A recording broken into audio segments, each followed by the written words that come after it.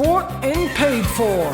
The Down Under Shill Show, featuring Miss Patriotism with a price tag, the scarf and burqa showgirl herself, Miss Pauline Hanson, and her sugar mama Gina Rinehart.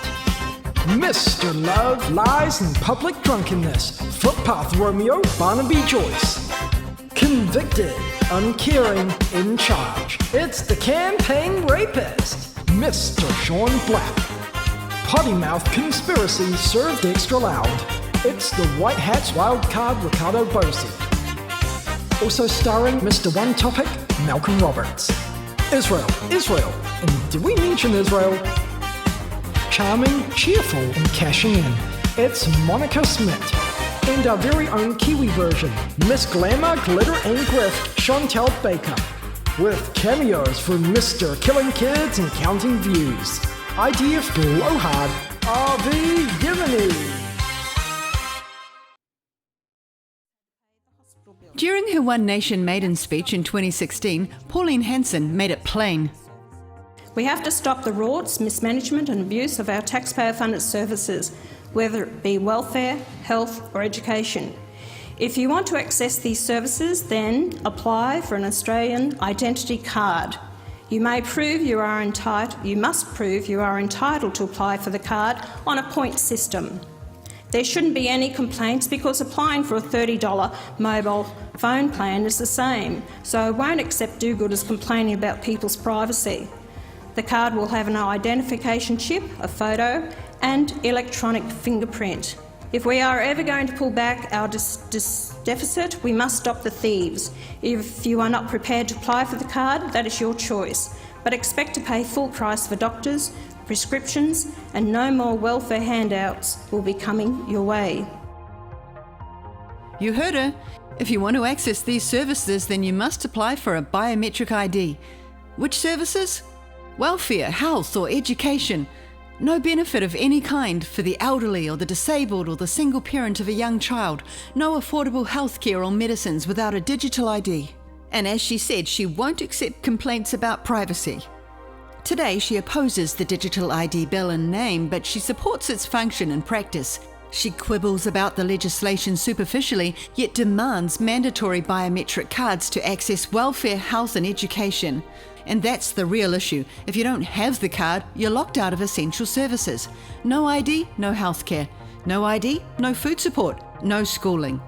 She's playing semantics while the outcome remains the same: compliance or exclusion. Pauline Hanson's polling surge is no accident. It's the punchline to a long con. Deliberately open borders created the crisis, and Hanson is Australia's pre-packaged solution. But anti-immigration's just the Trojan horse for the techno-surveillance state, the staged emergency through which digital ID gets normalised and made palatable. And if she wins, don't complain when she implements it, because she already told you she would right there in her maiden speech. The problem was manufactured. The heroes were cast, and the punchline was your face in a database. Now, Pauline Hanson is not typically celebrated for her command of the English language, but she surpassed even herself recently by, after praising Netanyahu for liberating Iranians by bombing their schools, hospitals and killing their children, then addressing the President of the United States as Senator Trump. And I congratulate Netanyahu, who was actually part of this. He stood with them, and he has stopped this to give democracy back to the people of Iran. And I congratulate Senator Trump and the United States that have given the people now their freedom and their liberty back. While Hanson's grasp of both language and, well, basic politics is truly a gift that keeps giving, less amusing is One Nation's push to deny Australian Muslims the simple right to grieve, condemning local mosques for daring to hold memorial services for Khamenei, as though mourning the dead was some sort of act of terrorism. And less amusing still is her unfettered eagerness to spend Australian lives and money on Trump and Netanyahu's illegal war of aggression in Iran, in trying to prop it up with lies about Iran wanting to take over the world. Are we, as Australians, doing enough to help the US? Look, when you call someone your allies and your mates, that type of thing, you pick up the phone, you say, listen, mate, is there anything we can do to help or give you support? Trump is trying to get rid of the radical Islam throughout the world. So, then you stand united together to stamp out the evil that is happening throughout the world. Because Trump has lost his own citizens in this war as well, to stamp out the evil that Iran will impose on the rest of the world if they can. One Nation's co-founder is the Jewish David Oldfield. Here's some snippets from his ex-wife's blog on KidSpot, chatting about their close friend in the IDF and celebrating that their son is embracing Judaism. The other co-founder is David Ettridge, a former UN employee and Pauline's co-accused when she was convicted of $500,000 worth of electoral fraud and sentenced to 3 years in prison. But as with so many of the well-connected, Pauline only served 11 weeks of that sentence before being released. But even in that short time in prison, she befriended child murderer Valmae Beck, convicted with her husband of luring, raping, strangling, murdering and mutilating a 12-year-old girl. Pauline helped with her parole application and promised to visit her, leaving the murdered girl's parents disgusted. A few years later, in 2016, in a bid to return to the spotlight, Pauline seemed delighted to publicly share how she'd had a steamy affair with One Nation co-founder David Oldfield, proudly exclaiming that they had sex the first night they met. And speaking of affairs, she also recruited pro-Israel advocate Barnaby Joyce, who made headlines returning to politics after separating from his wife and then revealing 2 months later that he was expecting a child with a much younger staffer. Then there was the water rights buyback and Cayman Islands account affair while Minister of Agriculture, which did look a bit like criminal money laundering, but perhaps I shouldn't say too much about that, just in case this letter to Joyce's sub-minister is legit. It reads, I'm writing in regards to your role in the Cayman Islands Company, which received $80 million from the federal government as part of a water rights buyback that occurred without tender in 2017 when Barnaby Joyce was Agriculture Minister. Even though you were Director of Eastern Australia Agriculture and have said I was a consultant of the company, here at the AFP, we can't find any evidence at all that you're in any way dodgy or corrupt. In fact, it's surprising that anyone's brought it up. You are hereby completely exonerated of everything. Good on ya. Keep it up. You're a legend. Signed, AFP Commissioner. Satire, of course. And in keeping with One Nation's insistence that there's been no genocide in Gaza, Joyce recently called for the fearless Grace Tame to be stripped of her Australian of the Year title for protesting the visiting war criminal, Israeli President Isaac Herzog. If that is her shtick that she now wants to continue on with, then she'll be treated with contempt. And there's no greater contempt than the contempt for the person that in the past you believed was something of a beacon and something to reflect on as having virtue. Now we're seeing something that is a curse, because this is an inspiration to anti-Semitism. After the atrocity in Bondi, is that the sort of thing that should see her stripped of that honour? Yes, 100%. The answer to that is yes. How ironic he's objecting to what he calls immorality, a man famous for his own sexual degeneracy and heavy drinking. Captured on film in 2024, sprawled out drunk on the footpath, ranting into his phone. A video has emerged of the former Deputy Prime Minister and Nationals leader sprawled on a Canberra pavement. He could be heard talking on his phone, using colourful language. I'm on a prescription drug, and they say certain things may happen to you if you drink, and they were absolutely 100% right. They did. So you mixed alcohol with prescription medication, did you? And this is what happened? That's exactly what I said. Yep. That's exactly what I said. Yep. I can only imagine the office parties with the likes of Sean Black working at One Nation HQ, a convicted rapist fresh out of prison who was noted by the presiding judge back in 2018 for showing no remorse for his crimes. And their Adelaide candidate, dropped now though, after his UK arrest warrant for sexual touching became public. One Nation's media rep initially tried to wave it away, saying, charge but not conviction, right? Saying, he's not doing interviews about this crap, forget that. And if Tony Zagorski shows up, Pauline's son, fined for brothel driving and 4 other charges in 2002 while working in a multi-million-dollar 5-agency escort empire, well, he'd really bring the party. Nothing says family values party quite like this lot. Oh, and we can't forget Corey Bernardi. He'd be there too, already won his upper house seat. Just as Fox News fed their shill mouthpieces into the Trump administration, propaganda outlet Sky News handed over the pro-Israel, anti-Islam hardliner Bernardi as One Nation's South Australia candidate. A favourite of the Australian Jewish Association, Bernardi's been flogging Israel's barrow so long he's worn the wheels off. Quite frankly, this is a stain on Australia. You're right about Chris Minns. He should be lighting up the Opera House for the next week with the Star of David front and centre. Let's have the Star of David there and the blue and white. Not only are there issues with enclaves of people who clearly hate Jews, I'm sick of it. I've been talking about this for 10 years. And the partisan cheerleaders, as I said, will turn on Biden just like the mindless masses have turned on Israel.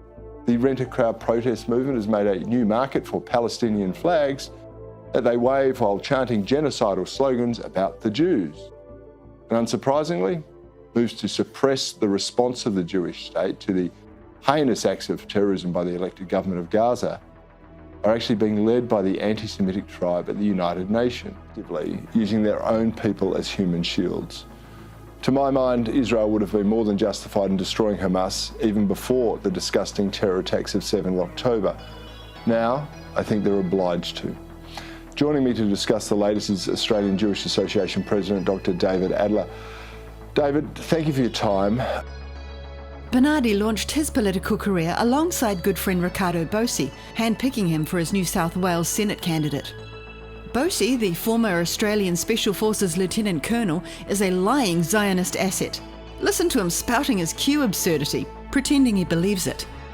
Then when the White Hats got down and started cleaning up the tunnels and the rest, they were doing a great job. And those, just a hat tip to those heroic men and women who have fought the most awful, god-awful war.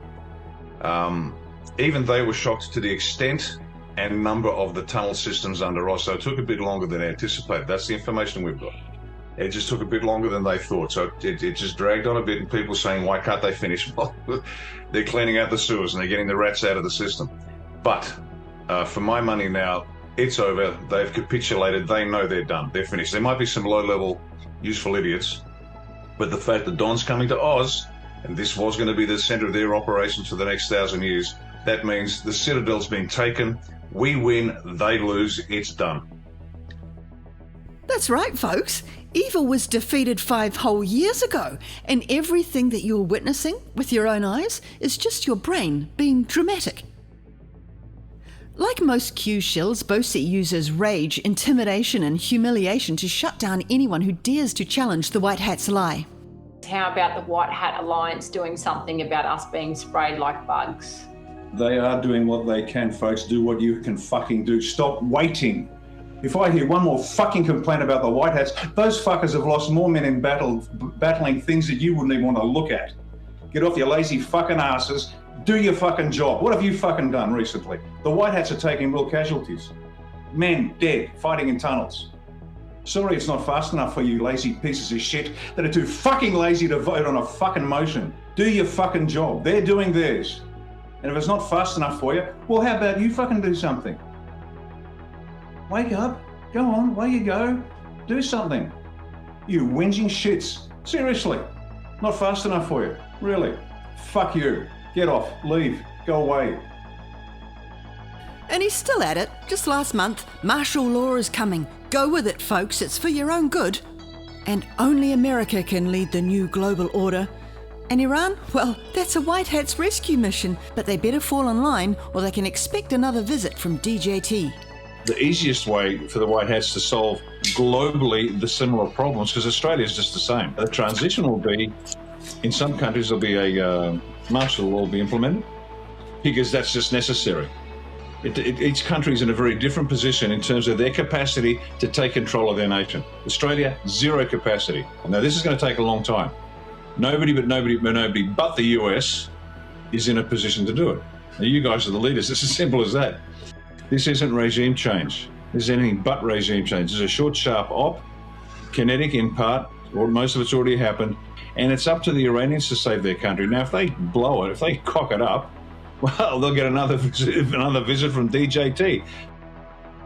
In 2010, ex-Blackwater CEO and former US Navy SEAL Eric Prince shifted his family to the UAE for operations supposedly similar to those of Bosi's good friend Colonel Michael Flynn, working near the Iranian border in Turkey at the same time. That same year, Riccardo Bosi also relocated to the UAE with his family, and he and Prince remained there for the next 4 years. It appears they were working with the Saudis and Israel's Psy Group, a private intelligence agency specializing in social media manipulation in service of global control operations like White Hats and Q, think tanks, political movements and catch-a-net groups, along the lines of New Zealand's VFF and RCR, pre-funded and deployed just before staged events like the pandemic to capture, contain and control the inevitable descent, and all of it underpinned by US and Israeli digital technology. 4 years later, they both returned to their home countries, and back in the US, Prince then launched a string of psyops and scams. Fund the Wall, for which Steve Bannon was sent to prison, before being pardoned by Trump, of course.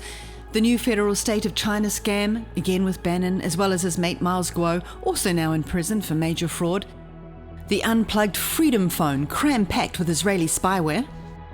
Hello, Venezuela. A plan to have Venezuela's Maduro overthrown using mercenaries masked by a fake political movement. People are continuing to vote with their funds.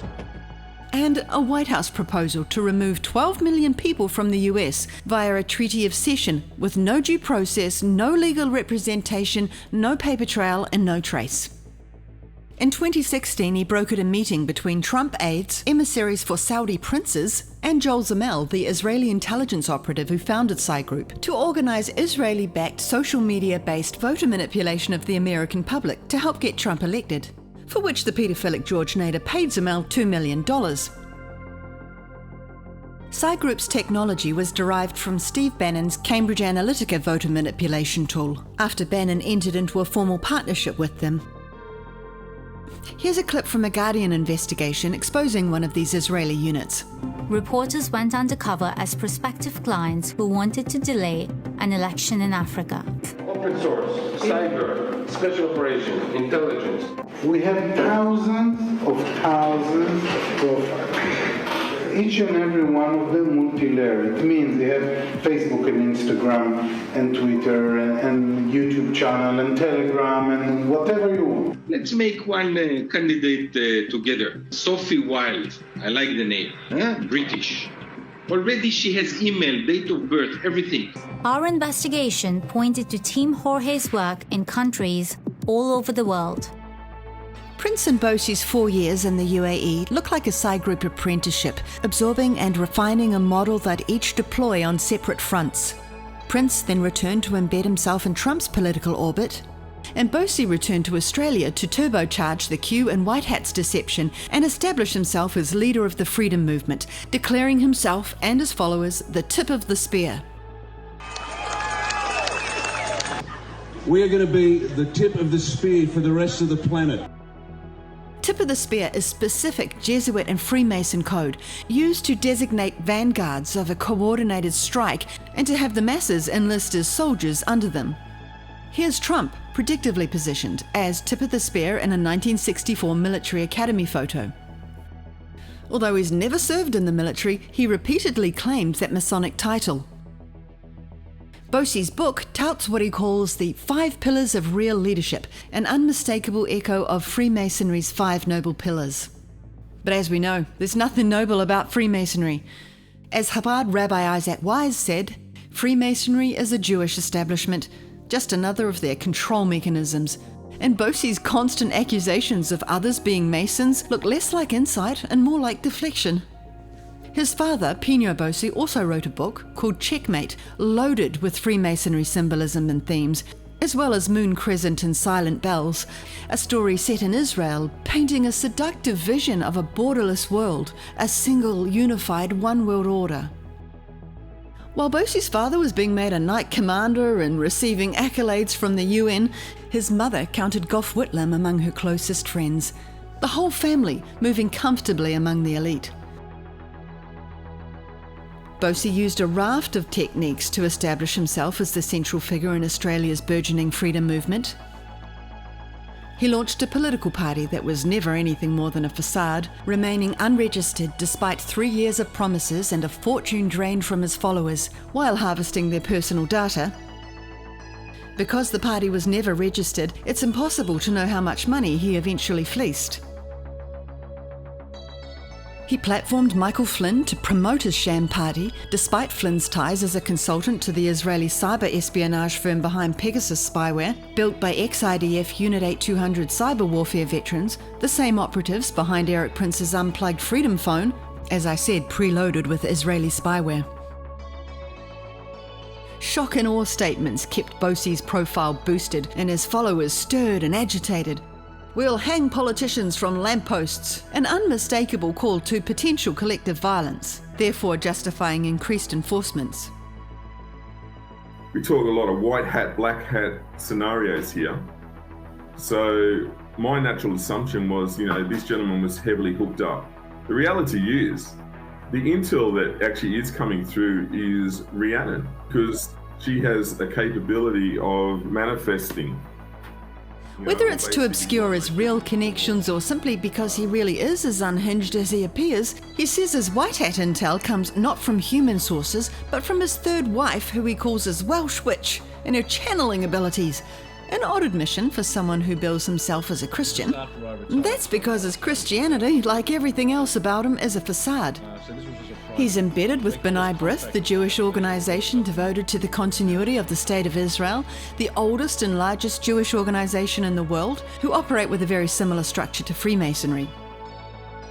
It's a powerful group that supports the advancement of Zionism worldwide and who established the worst oppressor of speech against Israel, the Anti-Defamation League, and who has representation at the United Nations.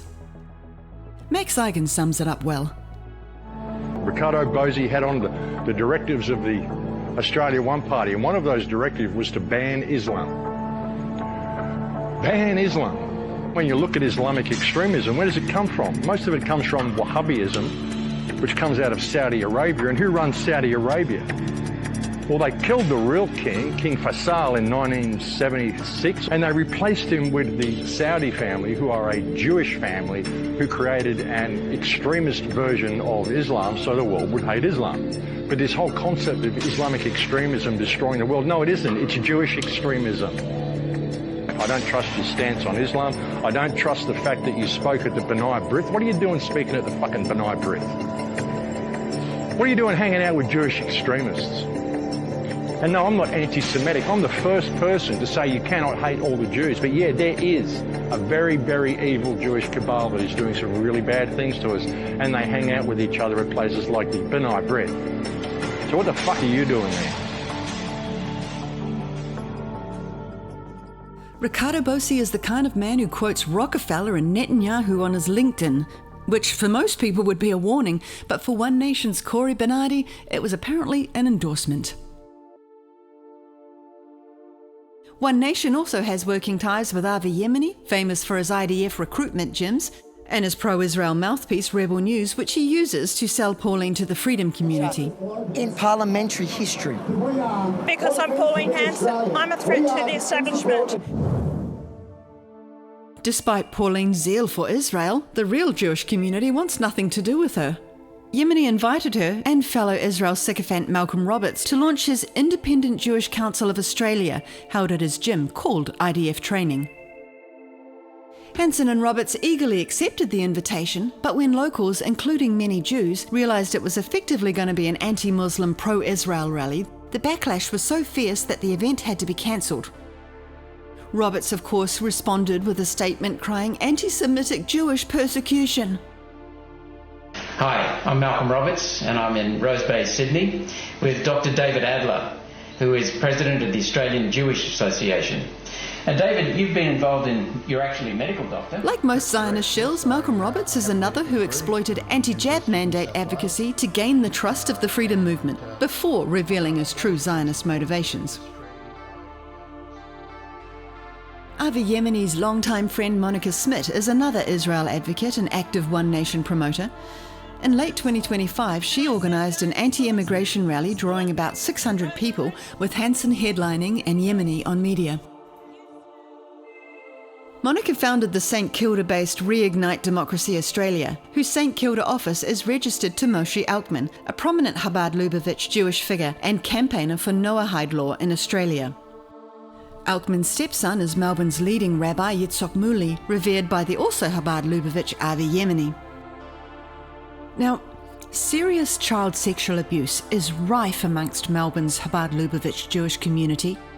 Avi Yemini's own brother, the eldest in his large ultra-Orthodox family, was raped at 11 or 12 by a prominent Orthodox figure inside the synagogue, and separately abused by a Chabad school security guard also convicted of abusing 9 other boys. After speaking out, Yemini's brother was shunned and forced to leave Australia. Both Avi and Monica Smit have stayed silent on this, and even though they raped his own brother, Avi still shills for them. Back in 2024, Monica was convicted of illegally channeling a huge amount of money into Reignite Democracy Australia, described on her website as operating as a not-for-profit while registered as a for-profit proprietary limited company. Her fundraiser pulled in 247,000 Australian dollars, some reports saying 270,000, over just 5 days, and another 66,000 a few months later. She said this was to cover her legal costs, although her parents did actually once admit live on air that much of her representation was actually pro bono, free of charge. The calls went out to the barrister and the solicitor, and the amount of work that they have done are just outstanding. I mean, they are brilliant men. And what is incredible for us to say is that they did not want to be paid. So they said, no, we do this pro bono. We are working with great men. Monica was named in the Vatican magazine's top 10 most influential people of 2021. A stark paradox given that the Vatican is steeped in paedophilia and child trafficking and central in advancing the very Agenda 2030 goals that Monica claims to oppose. She recently met with her Kiwi Zio Shell counterpart, Chantelle Baker, to push the controlled opposition line that the new hate speech laws were designed to protect Islam. Yeah, but Monica, what I'm really interested in is the new hate speech legislation that's come out in Australia. Can you tell us a little bit about that? Basically, people like me are not going to be able to criticise extremist Islam. Islamic extremists are actually exempt from being punished. Christians wouldn't be exempt from hate speech laws, but radical Islamists would be in Australia. That's exactly right. Wow. Yeah. Muslim exemption? Fake news, ladies. The laws were always a framework to crush criticism of Israel. Proof? Sydney's Brandon Koshel was just sentenced to a year in prison for saying Jews are the greatest enemy to Australia during a 40-second speech. But Monica, Chantelle, Tamaki, Hanson, and the entire Trump administration endlessly screamed the same statement about Muslims, word for word, without so much as a slap on the hand.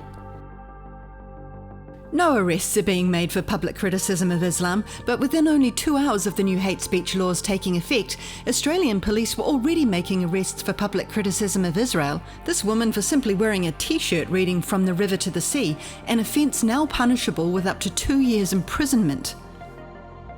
The protest leader was then also arrested for trying to explain the non-violent meaning of the slogan "From the River to the Sea." Both Chantelle and Monica are now running PR for Hanson, Chantelle filming herself in Sydney a few days ago, claiming Pauline's being oppressed by the new hate speech legislation. Nothing to do with her racism, of course, while both she and Monica completely ignoring Brandon, who was arrested and jailed just a few days before in that same city by that same legislation. Announced they're going to investigate her for her hate speech against Muslims. Isn't that scary? The potential next Prime Minister of Australia is being investigated so they can silence her before the next election. I'm getting a bit bored, so I'm going to start doing some more stuff coming into this election. I think it's going to be a fun year. It's going to get spicy. This is horrendous duplicity and hypocrisy, ignoring the plight of a young father who's now spending a year in prison simply because the target of his criticism was Israel. Way back in 2019, Trump issued an executive order adopting the International Holocaust Remembrance Alliance's 2016 definition of anti-Semitism, which allows for the imprisonment of public critics of Israel. That same year, Chantelle's father showed his hand when he called for our government to adopt that definition too. We want closer ties. We definitely want closer technological ties to Israel, and we would like to see New Zealand adopt the International Holocaust Remembrance Alliance's definition of anti-Semitism so that we can protect Israelis from hate speech and from being hated for nothing more. And here's Monica Smit just a few weeks ago, live from her New Zealand grift. Tour. In full rapture over St. Pauline's divine status. Let me just warn you, Albanese. If you come after Pauline, you're going to have a lot more problems on your hands because guess what? She has celebrity status that you could only dream of. When I was in Victoria for the Put Australia First event, I saw mothers wading through crowds of people to try to get their baby to touch Pauline's skin anywhere on her body, okay? You have no idea what it's like to have a god-like status. A god-like status. And I'll tell you what, if you come That's not political passion. That's cult recruitment. Honestly, shilling might possibly be the most humiliating gig on earth. And now there's murmurings of a possible imminent prison stint for Pauline, which could basically hand her the election because persecution narratives are political gold. No doubt she'd end up in solitary confinement, just like Monica Smit and Brian Tamaki during the early COVID days. Political prisoners who emerged as martyrs, but who later proved to be Zionist assets. And martyrs are the lifeblood of political movements, especially violent ones. Once you have one, compassion becomes betrayal, dialogue and rationale becomes treason, and violence becomes loyalty to the cause.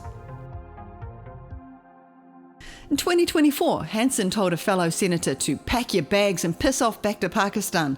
I make the offer also to take her to the airport. Subsequently, a federal court found she'd breached Section 18C of the Racial Discrimination Act. But rather than showing remorse, she simply made abolishing Section 18C her next crusade. Her discriminatory instincts surfaced again in 2017 when she called for children with disabilities and autism to be excluded from mainstream classrooms, an echo of her more recent promise to strip disability compliance from building codes.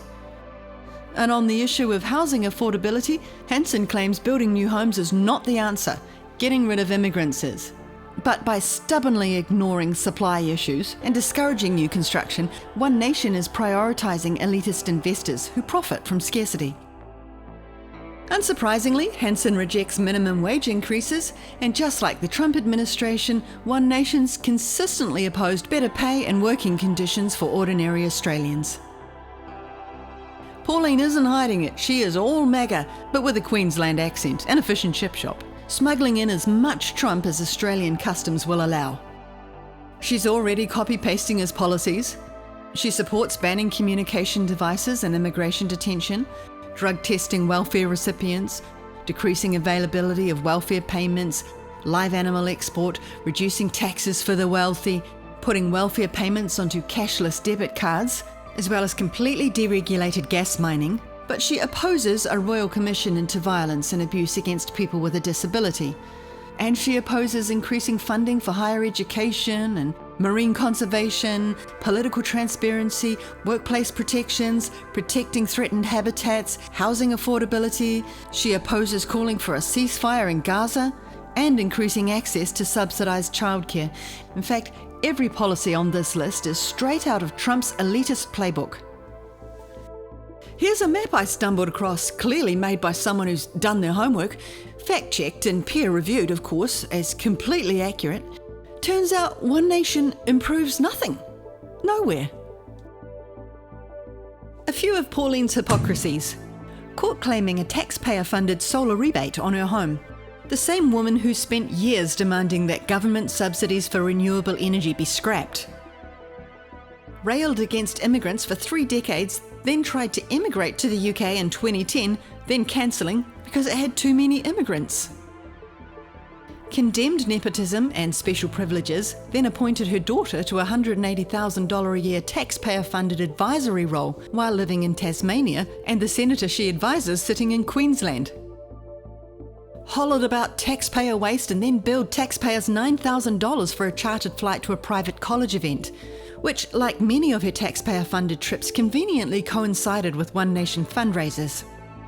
And many more flights since on planes belonging to her principal funder, Gina Rinehart, Australia's richest person for 12 years running, largest landowner in the whole world, staunchly pro-Trump and pro-Israel, and very fond of recycling Trumpian slogans like drill baby drill and dig baby dig, much like Shane Jones in New Zealand First, New Zealand's mega franchise, who's now proven they'd sell every critical mineral in our ground if it meant one day being as rich as Gina. Trump's ambassador nominee to New Zealand is Jared Novelli, billionaire son of Paul Novelli, founder of Apex Oil, a regular on the Forbes America's Largest Private Companies list. In this RNZ article, Novelli is quoted as saying, I'm paraphrasing, of all the countries to bend to Trump's agenda, none have folded quite as easily as New Zealand, going on to say that securing critical mineral supply chains are his top priorities. Language lifted almost verbatim from Trump's April 2025 executive order titled Unleashing America's Offshore Critical Minerals and Resources, which declares foreign critical minerals a matter of US national security and openly signals intent to issue seabed mining permits in international waters, completely bypassing global regulators. In the January 2026 proclamation, called Adjusting Imports of Processed Critical Minerals and Their Derivative Products into the United States, Marco Rubio warned of tariffs and import restrictions against any nations that don't comply, in his words, if satisfactory agreements aren't reached in a timely manner.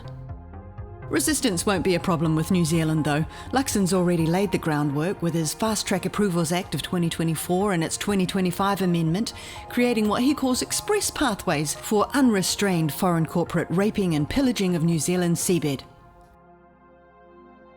Pauline and pal Gina Rinehart both celebrated Halloween together with Trump at his Mar-a-Lago Great Gatsby Bash.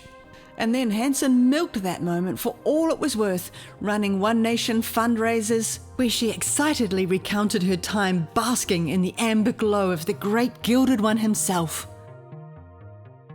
Rinehart recently offered 3 fund managers dinner with Trump at Mar-a-Lago in exchange for $100,000 each donated to One Nation. The deal was struck in December 2025 aboard The World, the exclusive private residential ship where 165 ultra-wealthy families own apartments. Hanson's repeated failure to declare flights on Rinehart's planes are now a fitting reflection of the relationship, a couple of elitists who believe the rules are for the peasants, not for them, as they jet around the world on private planes and 5-star tabs. Little wonder Pauline's consistently voted against restricting political donations. And it's not just her party raking in the cash, so is she, personally. In 2003, she was virtually bankrupt. Today, she's worth just under $27 million. Her parliamentary salary is $239,000 a year. To accumulate $27 million on that salary, she'd have to work for 113 years without spending a cent. So where did that personal wealth come from? With Rinehart funding One Nation, she also drives its policies. Policies that emulate Trump's. Exemptions for the rich, wrapped in working-class rhetoric. The Israelophile Rinehart, like Hanson, calls herself a patriot and firmly aligns with her close friend Donald Trump's immigration stance. But like all Zionists, her position changes, temporarily, if ever it gets in the way of personal gain. Like in 2013, when Rinehart lobbied hard for a northern economic zone with no minimum wage and no immigration controls, explicitly citing African workers willing to work for under $2 a day. Her mining company had already secured an enterprise migration agreement in 2012 to import 1,715 foreign workers, mainly Asians. Mass immigration for cheap labour, the very thing that Hanson railed against in her infamous 1996 maiden speech, warning that Australia was being swamped by Asians. And that of multiculturalism abolished. I believe we are in danger of being swamped by Asians. She's now changed that line to the Western propaganda du jour. Australia is now being swamped by Muslims. Making the wild claim that our she'll be right mate attitude will lead to life under Sharia law. Now we are in danger of being swamped by Muslims. Have no doubt that we will be living under Sharia law and treated as second-class citizens with second-class rights. I suggest you go back where you came from. Adding that if it would help, I will take you to the airport and wave you goodbye. And towards that end, disrespectfully and mockingly, she donned a burqa in Parliament for maximum performative impact and attention, and then attempted to fearmonger Australians into believing they're about to fall under Sharia law.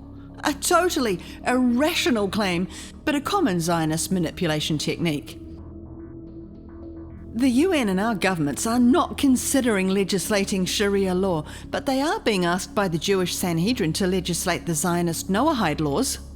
And as we've seen, the knockout combination of AIPAC and Epstein usually sees Israel getting what it wants.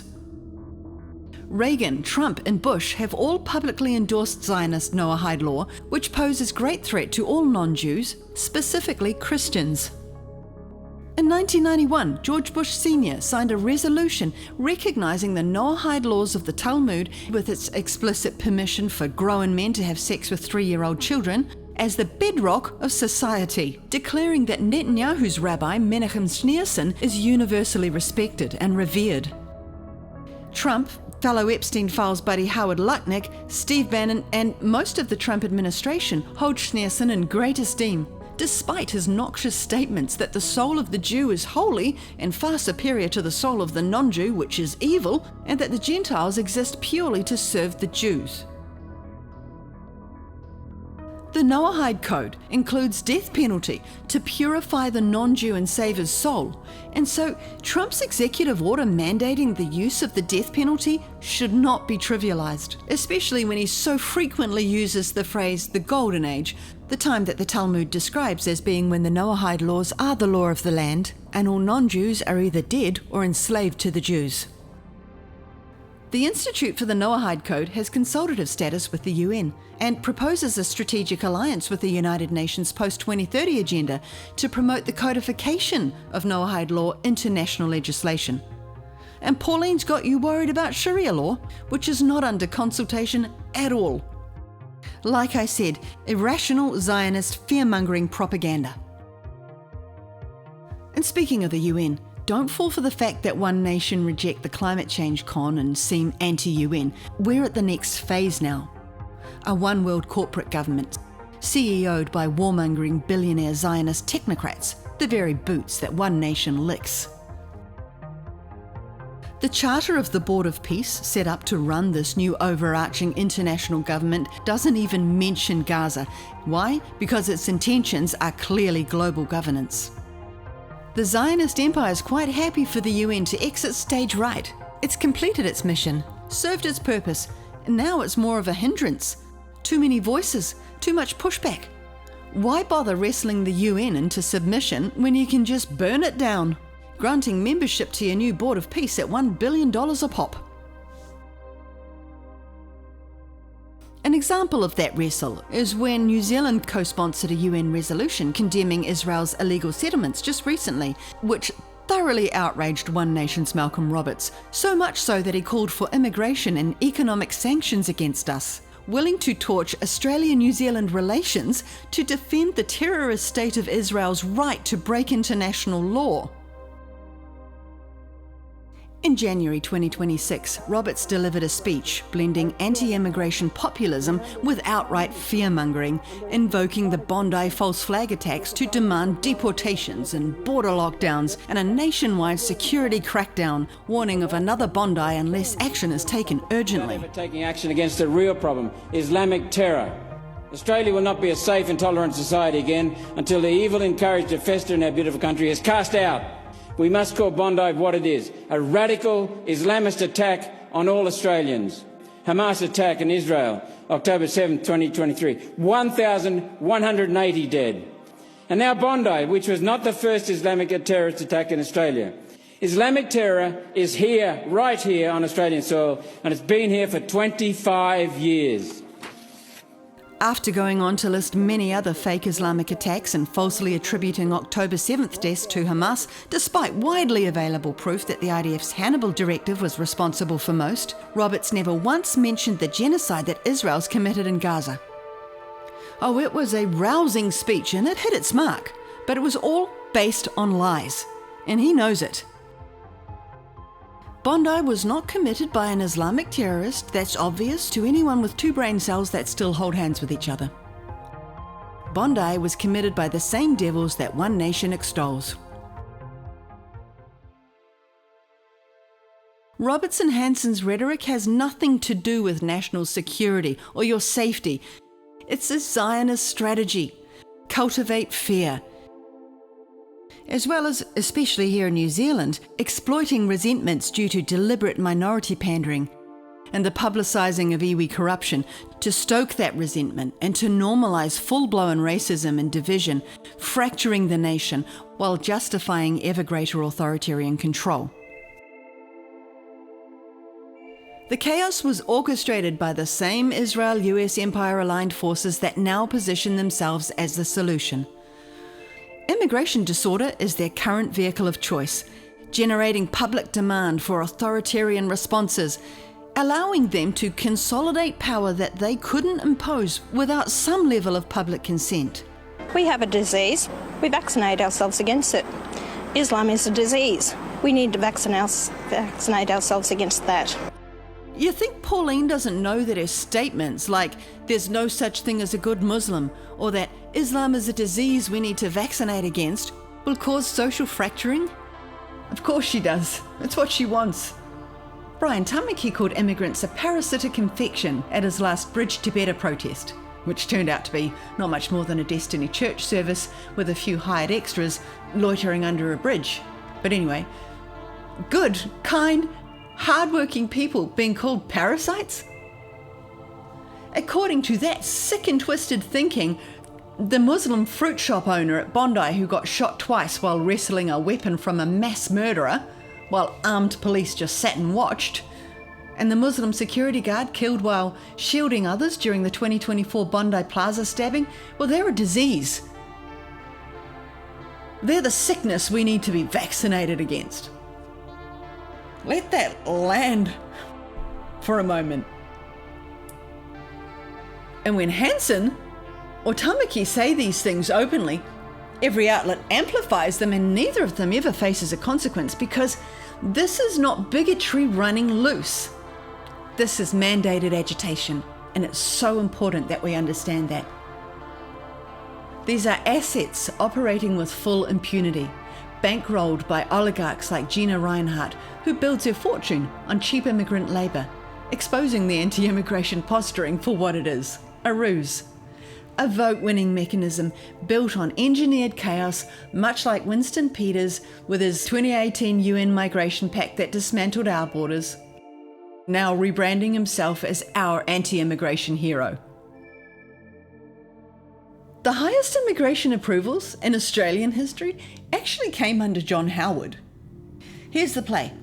Open the borders, deploy the fixes, then swing the pendulum all the way from open borders to geofencing, biometric tracking and digital ID, exactly what Trump has promised and is already building, and exactly where Hanson wants to take Australia. None of it works without a digital ID, which he says you will need under one nation. Through weaponized immigration, millions who would have resisted this agenda 5 years ago are now cheering for it. Because figures like Hanson invoke the Great Replacement theory. But consider that theory's origins, written in 2011 by Renaud Camus, a Jesuit-educated, castle-dwelling member of the highest elite whose career has been devoted to defending and elevating, you guessed it, Israel. It's not actually about replacement, it's about having you tear each other apart. The Great Replacement theory is a tidy but terrifying label to slap on what you're seeing, obscuring the actual strategy, which is just to flood cohesive nations with incompatible cultures, then deploy Hansons and Tamakis to weaponize the tension. Muslims versus Christians versus Sikhs, white versus brown, and straight versus gay, just divide, exhaust, fracture until the nation is too broken to resist. Conquest from within. No army required. It's not a religious agenda, and it's not an Indian, Chinese, or communist agenda either. When did any of those nations last invade a foreign country? But when did Israel, bankrolled by the US or the US itself on Israel's behalf, last not invade one? And how did that work out for, say, the Palestinians or the 1.5 million dead Iraqis? It's targeted destabilization aimed at specifically Christian societies, not to serve Islam, not to install communism, but to weaken, fracture, and render nations absorbable into the Zionist empire. I believe another purpose of the bigotry is to have us abandon compassion too, because solidarity, born from true humanity, is their greatest obstacle, one they can't legislate away. They need us to hate each other so that we don't help each other. Ask yourself this: do Muslims own the media, lying to you? Do they own the banks, enslaving you? To the contrary, it's against Iran's religion to even charge interest. Do they own Big Pharma and Big Ag poisoning you? Do they control Western governments and sit atop the UN, the IMF, the World Bank, the WHO and the WEF? Did Muslims bomb 40 countries in the last 80 years? Isn't it a Jewish government currently genociding in Gaza and massacring and displacing people in Lebanon?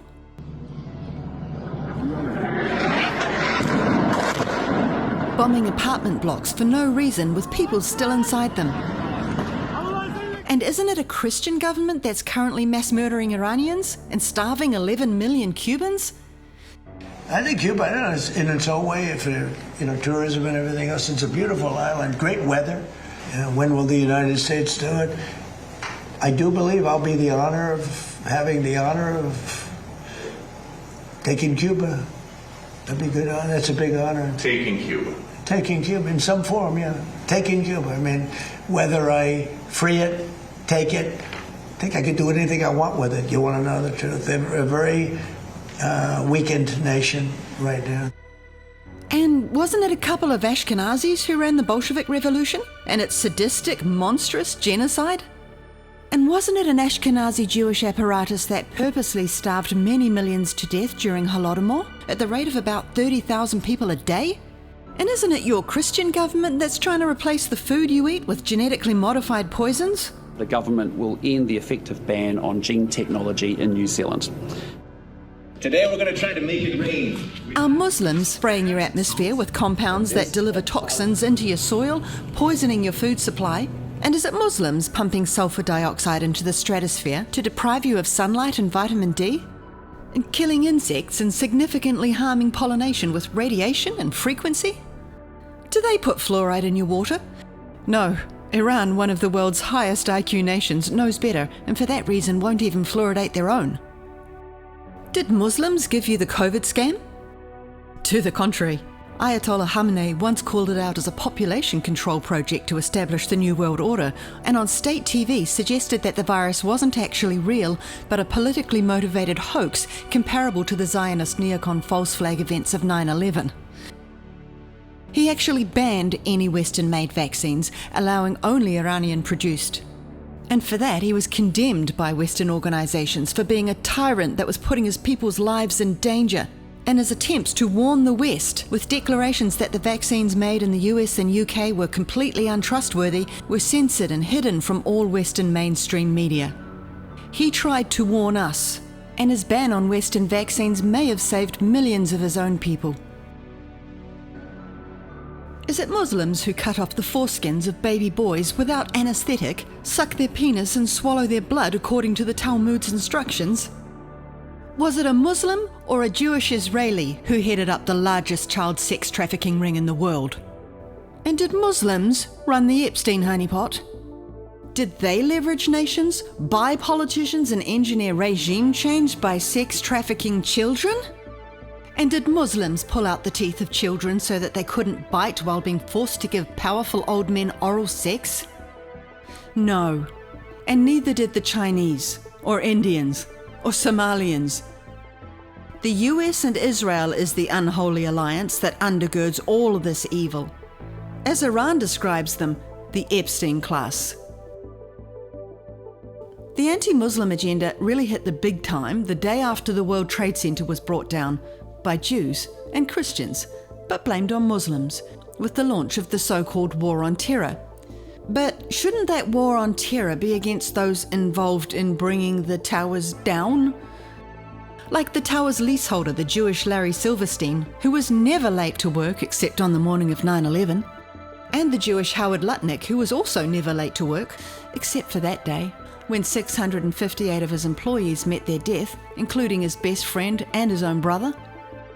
A man who was Epstein's direct next-door neighbour for over a decade, literally sharing a wall in the same building used to house trafficked girls, who spent time on the island with Epstein, ran business ventures with him for years, and is all through the released files, who was just exposed as lying about cutting ties with Epstein, something Trump's also claimed, and who now sits in the White House as the US Secretary of Commerce and is Trump's Chabad Lubavitch handler?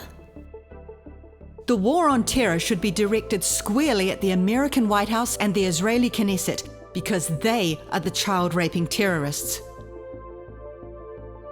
Muslims aren't hiding around the corner waiting for the chance to chop your head off. And neither are Sikhs with ceremonial swords, despite how much Tamaki is paid to insist they are. Unwarranted violence is anathema to both these religions, but it's the very creed of the US and Israel, which is very important to understand if you're going to vote for Pauline Hanson, because she works for them, not for Australia. Here's fellow Queensland Senator Gerard Rennick's take. One Nation is an establishment front propped up by uncritical MSM and Zionists. Pauline is a globalist shill, backs Zionism, foreign wars and BlackRock. But you don't have to take Rennick's word for it. She wears her owner's name proudly around her neck, even in Parliament.